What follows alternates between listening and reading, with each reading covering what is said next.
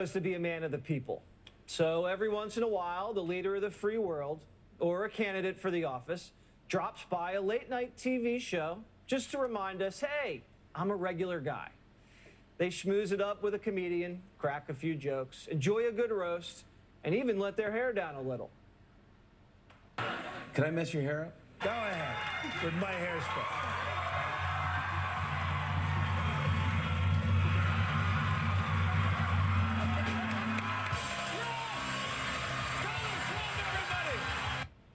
For years, the late night stopover has been a presidential staple. Republican, Democrat, doesn't matter, because comedy's bipartisan, or it's supposed to be.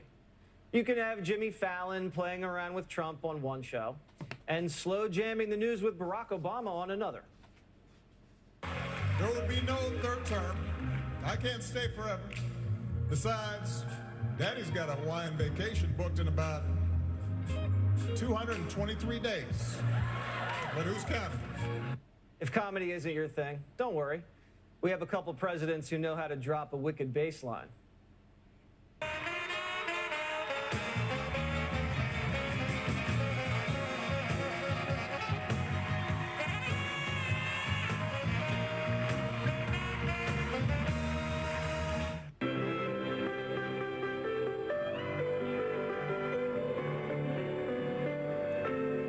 It wasn't just the smooth stylings of Slick Willie or the classical pedigree of Richard Nixon that made these presidential cameos part of TV history.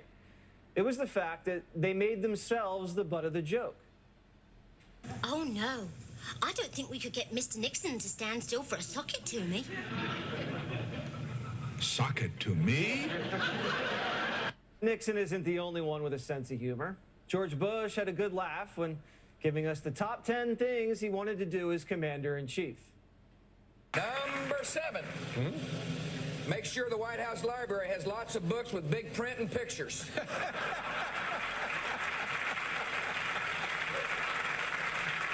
Number 6. Just for fun, issue executive order commanding my brother Jeb to wash my car. Presidents come alive on late night, or at least they used to. What was once an exciting and dynamic event just hit the snooze button last night. Our napper-in-chief, Joe Biden, sat down with Jimmy Kimmel yesterday, and let's just say it was not must-see TV. Even though the show was taped at 3 in the afternoon, it looked like President Biden was up way past his bedtime. Joe wasn't witty or articulate like his predecessors. He was boring, bland, and couldn't even get a sentence out. So there's a lot of major things we've done, but what we haven't done is we haven't been able to communicate it in a way that is, let me say another way. Well, see, that's kind of perfect. Yeah, Well, we haven't been able to communicate it. Look, Look at the irony there. He can't even communicate how the administration's failing at communicating. And if Biden really cared about getting his message out, maybe he'd pick a more challenging arena for his first sit-down interview in 4 months, instead of taking softballs from a comedian. But that's just common sense, and we know Joe doesn't have any. Instead, he just keeps insisting everything's going great, even though that's a total lie. we have the fastest growing economy in the world. The world. The world. We're the strongest economy, and that's allowed us at least to stay on top of and a little bit ahead of what's happening around the world. I hate to break it to you, Joe, the economy isn't growing. It actually shrank last quarter, and we're in a bear market. And that wasn't the only time Joe had trouble keeping his facts straight, but he was in friendly territory, so Kimmel wasn't about to call out his lies. So Joe just said whatever he wanted with impunity. It's got to be one of those issues where you decide your position on the issue, senator or candidate for House or Senate, on what we're going to do on us with assault weapons and how maybe they'll have 300 rounds in a magazine. 300 rounds in a magazine? No such magazine exists. Even Tommy guns and their little drum mags couldn't hold a third of that. I guess he's just making things up. Which unfortunately wasn't the case for his comments on Roe v. Wade potentially being overturned. Listen. Talking about it's going to cause a mini revolution. It's sad to say, but Joe, your little mini revolution has already started. So much for dialing it back. Protesters have descended on the private homes of Supreme Court justices, and Brett Kavanaugh's life's already been threatened. More on that later. It looks like Biden's hardline language is having an immediate effect on his supporters. Just don't ask him to do anything about it or condemn their actions because he's too busy targeting Republicans. I often get asked, look, the Republicans don't play it square. Why do you play it square? Yeah. Well, guess what?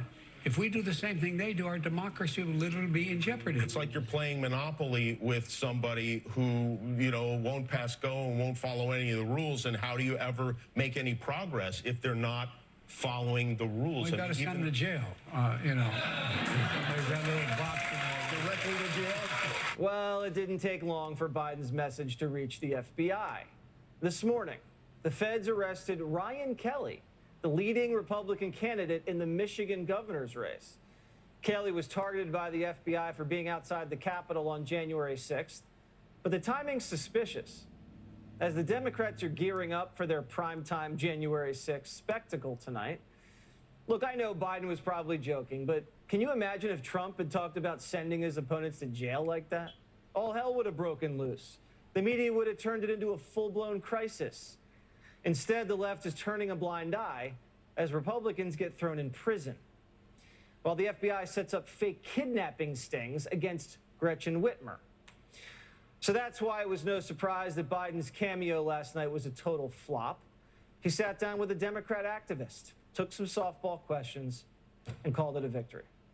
But not before getting a pat on the back for how tough of a job he has it. What a terrible job you have. I mean, I'm glad you're doing it, but boy, oh boy, does this seem like a bad gig. That wasn't an interview. It was a pity party. There were no real questions or actual answers. It was just two Democrats sitting around, refusing to accept responsibility for their party's massive failures. Maybe next time Joe sits down for a one-on-one, he'll do it with an actual journalist, like me. Or at least do it on a late-night show people actually watch. Clay Travis is the host of the